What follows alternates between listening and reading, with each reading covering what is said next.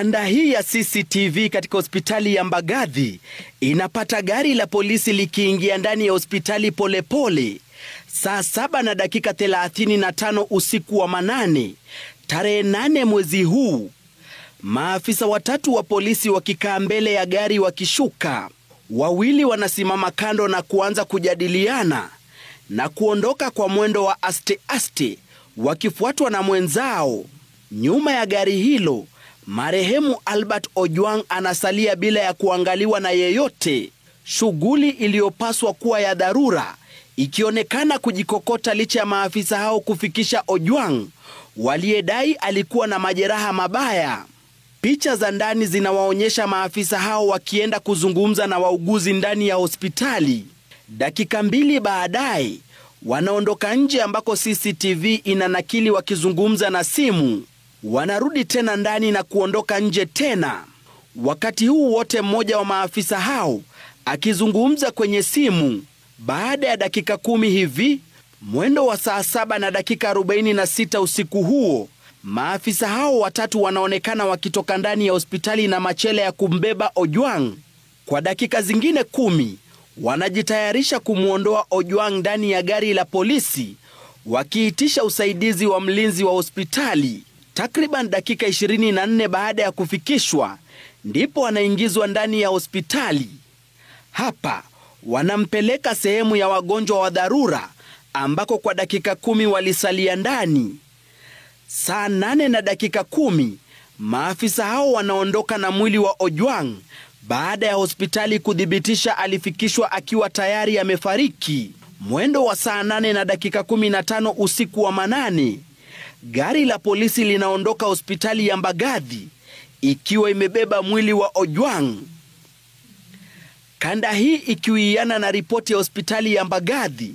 Msikilizaji, hii hapa ni barua ambayo ilikuwa imefichwa, hata CCTV video zingepatikana, lakini kwa sasa tumekuletea kwa macho wewe mwenyewe utazame kwamba NPS, DCI na IPOA habari zao zinakinzana kulingana na barua hii, na ambayo imekuwa msimamo kamili tangia watoe ujumbe wao kuhusu Albert Ojwang. Kwa kunukuu barua hii, utaweza kuona uongo na mchezo ambao unaweza kuchezwa hapa katika uchunguzi wetu, kuonyesha kwamba DCI mkubwa wake kiongozi akiwa ni Amin pia aliweza kusoma habari ambazo si za kweli. IG pia kasoma habari ambazo zinakinzana, na vile vile IPOA. Nikinukuu, incident report at accident and emergency room Mbagathi Hospital, tarehe ikiwa ni tarehe 8 mwezi wa Juni mwaka wa 2025.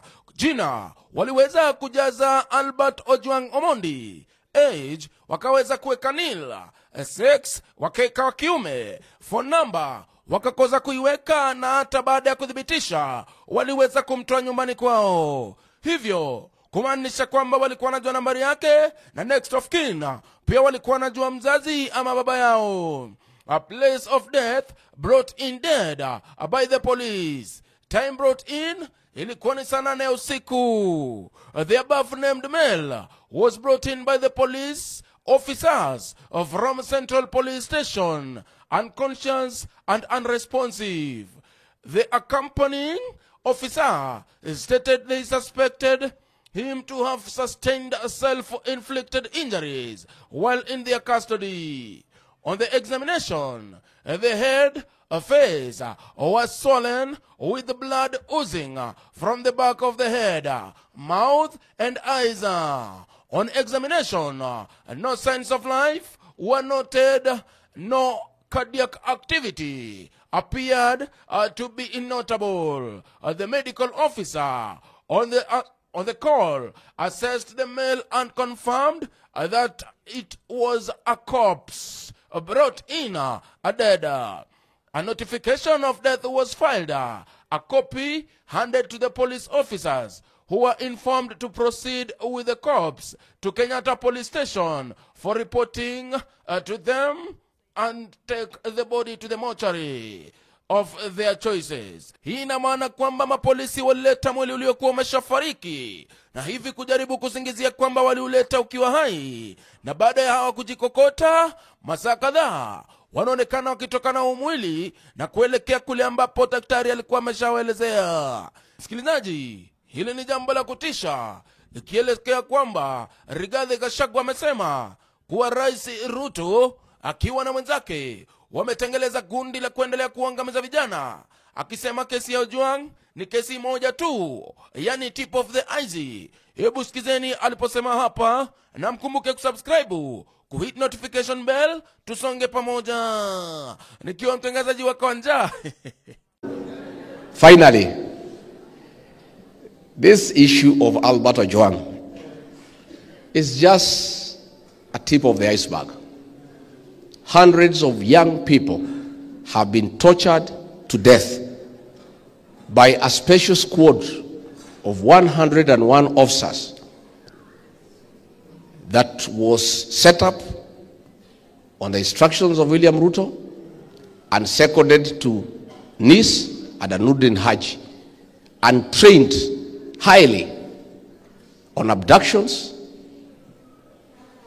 torture and killings and cover up.